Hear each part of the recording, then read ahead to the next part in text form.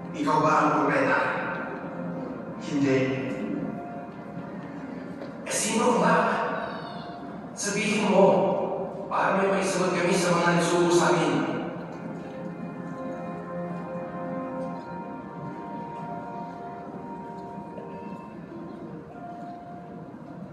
Sino ka? Magpakilala ka sa amin. Makinig kayo. Ako ang isa na sumisigaw sa ilang. Patagin ninyo ang dadaanan ni Jehovah, gaya ng sinabi ni Propeta Isaias. Ang mga nagtatanong ngayon ay sugo ng mga mahal sa iyo. Kaya tinanong nila siya. Kung hindi ikaw ang Kristo o si Elias o propeta, bakit pinagbabautismo? Nagbabautismo ako sa tubig. May isa sa gitna ninyo na hindi ninyo nakikilala. Ang dumarating na kasunod ko. At hindi ako karapat-dapat na magkaroon sa sintas na sandalis niya.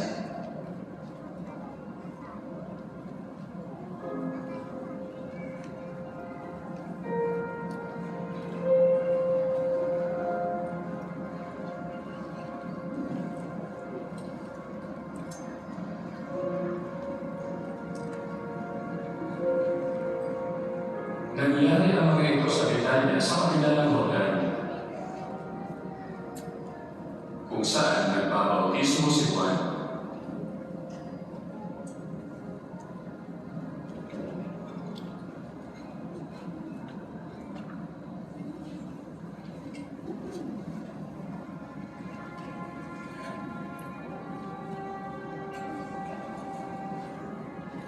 Kinabukasan, nakita niya si Jesus na makalapit sa kanya.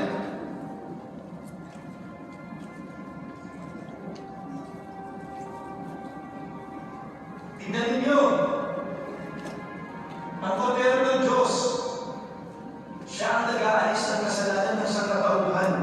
Siya ang pinutukoy ko. Naalala niyo nung sinabi ko, dumarating na kasunod ko ang isang lalaki na naging mas nakita sa akin. Dahil una siya umiral sa akin. Hindi ko rin siya kilala noon. Pero ang dahilan kung bakit ako nagbabautismo sa tubig ay para makilala siya ng bayang Israel. Nakita ko ang Espiritu na bumababa mula sa langit, tulad dito ng isang alapati at nanatili ito sa kanya. Hindi ko rin siya kilala, pero sinabi mismo ng Diyos na nagsugo sa akin para magbautismo sa tubig. Kapag nakita mo ang Espiritu na bumaba sa sinuman at nanatili ito sa kanya, siya ang nagbabautismo sa pamamagitan ng banal na Espiritu. At nakita ko yun at pinapatunayan ko na siya na ang anak ng Diyos.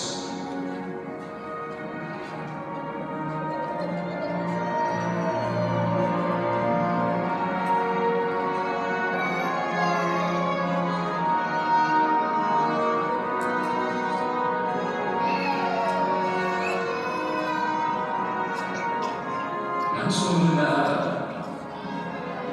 nakatayo ulit doon si Juan kasama ang dalawa sa kanyang mga alagad. Nakita niya si Jesus na naglalakad, kaya sinabi niya, Tingnan ninyo ang kordero ng Diyos. nang marinig ito ng dalawa niyang alagad, sinundan nila si Jesus.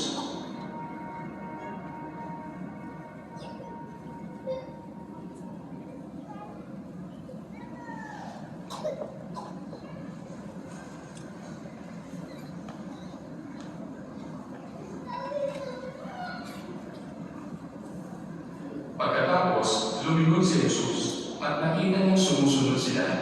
Sinabi niya, Anong kailangan nyo? Gabi, saan kayo tumutuloy? Tara, para makita ninyo. kaya sumama sila at nakita nila kung saan siya tumutuloy. At nanatili silang kasama niya ng araw na yun, mga 10 oras na noon. Si Andres, na kapatid ni Simon Pedro, ay isa sa dalawa na nakarinig sa sinabi ni Juan at sumunod kay Jesus.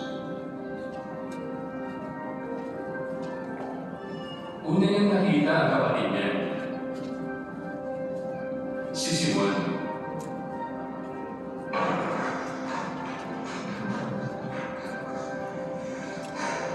Nakita na namin siya. Ang Mesyas.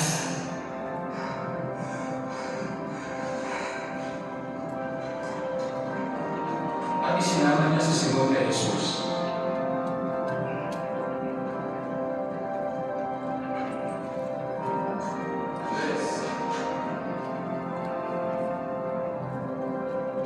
Ikaw si Simon, na anak ni Juan.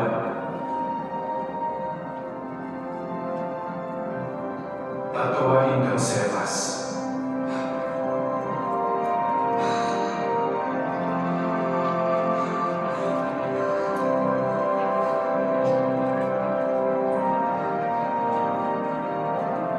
Kinabukasan, nagpasya si Jesus na pumunta sa Galilea.